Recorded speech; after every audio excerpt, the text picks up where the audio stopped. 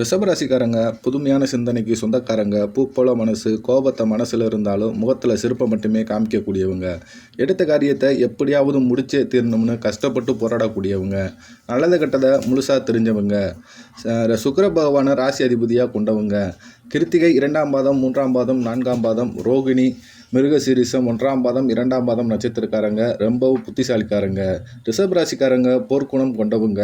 எல்லா இடங்களிலையும் நேர்மையும் உண்மையை மட்டுமே நம்பக்கூடியவங்க. உங்களுக்கு சொந்தமோ பந்தமோ தப்புனா தப்பு தான், வெட்டு ஒன்று துண்டு ரெண்டுன்னு பேசக்கூடியவங்க. உண்மை நியாயத்திற்கு மட்டுமே என்றுமே துணை போவீங்க. என்றைக்குமே உண்மைக்கு புறம்பாக எந்த ஒரு விஷயத்தையுமே செய்ய மாட்டீங்க. இதனால் தான் ரிஷபராசிக்காரங்க நிறைய கஷ்டங்களும் துன்பங்களும் அதிகமாகவே வந்துக்கிட்டு இருக்கு. தன்னுடைய கஷ்டத்தையும் கண்ணீரையும் கடுகளவு கூட மற்றவங்களுக்கு தெரியாமல் பார்த்துக்குவீங்க.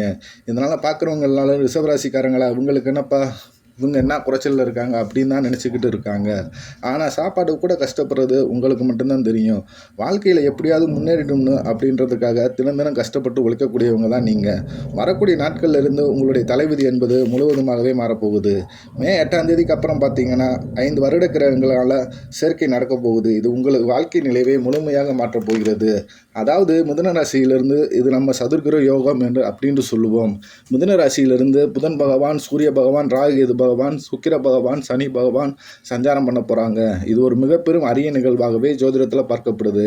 கடந்த கால வாழ்க்கையில் பார்த்தீங்கன்னா ரிஷபராசிக்காரர்களுக்கு பெரிதாக பொருளாதாரம் என்பதே கிடையாது. ஏதோ குடும்ப கஷ்டத்துக்கு கிடைக்கிற வேலைக்கு போய்கிட்டு கிடைக்கிற சம்பளத்தை வைத்து ஏதோ ஓட்டிக்கிட்டு இருந்திருப்பீங்க.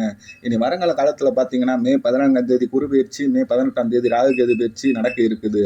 இது ரிஷபராசிக்காரங்க வாழ்க்கையில் என்ன மாற்றத்தை கொண்டு வர போகுதுன்னா, ரிஷபராசிக்காரங்க வாழ்க்கையில் இனி நல்ல ஒரு பொருளாதார முன்னேற்றத்தை தரக்கூடிய காலகட்டமாகவே வரக்கூடிய 6-7 மாதங்கள் அமைய போகுது.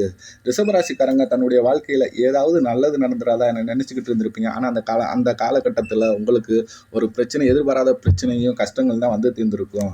ஆனால் அந்த ரிஷபராசிக்காரங்க சொந்தத்தை இழந்திருப்பீங்க, சொத்துக்கள் இழந்திருப்பீங்க, தனக்கு நெருக்கமாக இருக்கக்கூடிய உறவுகளையும் இழந்திருப்பீங்க.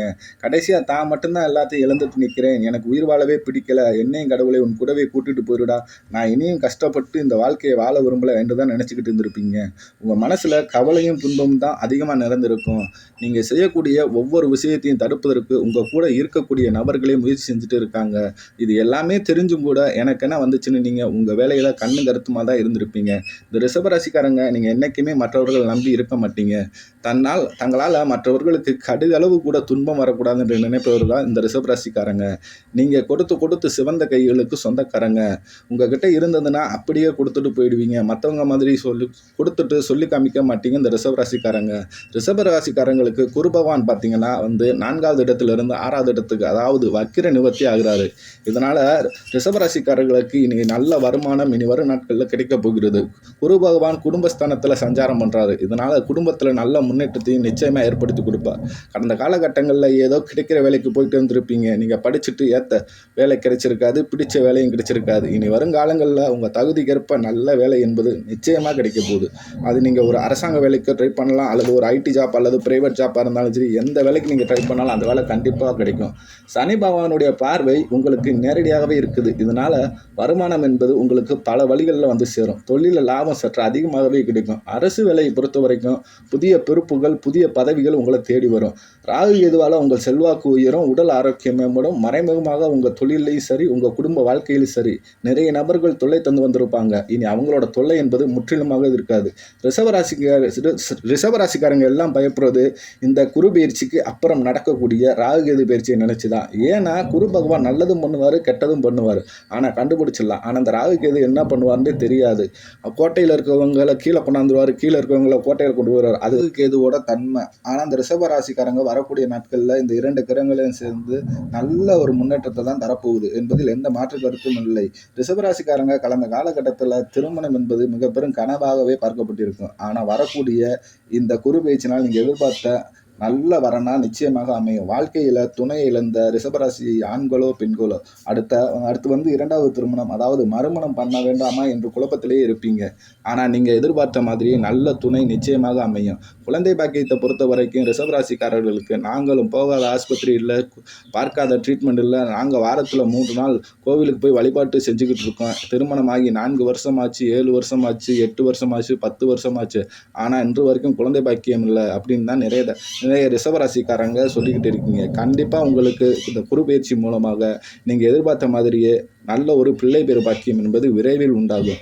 பிரிந்து இருக்கக்கூடிய ரிஷபராசி கணவன் மனைவி இடையே ஒரு முறை சேர்ந்து பேசும் பட்சத்தில் கண்டிப்பாக சேர்ந்து வருவீர்கள். கடந்த காலகட்டத்தில் நடந்த பிரச்சனைகள் அனைத்தும் மறந்து நல்ல வாழ்க்கையை நீ வாழ முடியும். கடந்த காலகட்டத்தில் அதிகமான காதல் தோல்வியை சந்தித்த ராசி என்னான்னு பார்த்தீங்கன்னா இந்த ரிஷபராசிக்காரங்க தான் இருப்பீங்க. ஏன்டா காதலுக்கும் ரிஷபராசிக்காரங்களுக்கும் ஒத்தே வந்திருக்காது. இனி வரும் நாட்களில் உங்களுடைய காதல் வெளிப்படுத்தும் போது காதல் கண்டிப்பாக கைகூடும். ரிஷபராசிக்காரர்களுக்கு வெளியூர் அல்லது வெளிநாடு சென்று வேலை பார்க்கும் சூழ்நிலை ஏற்பட அதிகமாக உள்ளது. கடந்த காலகட்டத்தில் உங்கள் வீட்டில் எந்த ஒரு சுப நிகழ்ச்சியுமே நடந்திருக்காது. அது திருமணமோ அல்லது கிரகப்பிரவேசமோ வளகாப்போ சீமந்தமோ இது உங்கள் வீட்டு பெரியவங்களை நினச்சி ரொம்ப வருத்தப்பட்டு இருந்திருப்பாங்க. ஆனால் இனி வரக்கூடிய நாட்களில் உங்கள் வீட்டில் சுப நிகழ்ச்சிகள் நடந்தே தீரும். இனி வரும் காலங்களில் ரிஷபராசிக்காரங்க வாழ்க்கையில் மிகப்பெரும் வளர்ச்சி ஏற்படும். அது சாதாரண வளர்ச்சியாக மட்டும் இல்லாமல் அது அசுர வளர்ச்சியாக இருக்க போகுது. எல்லாரும் திடீரென்று எப்படி இவ்வளவு பெரிய ஆளாக வந்துட்டீங்க என்று மிரட்சியாக பார்க்க போகிறாங்க. ரிஷபராசிக்காரங்களுக்கு கடந்த காலகட்டங்களில் அதிகப்படியான கடனை வச்சுருப்பீங்க.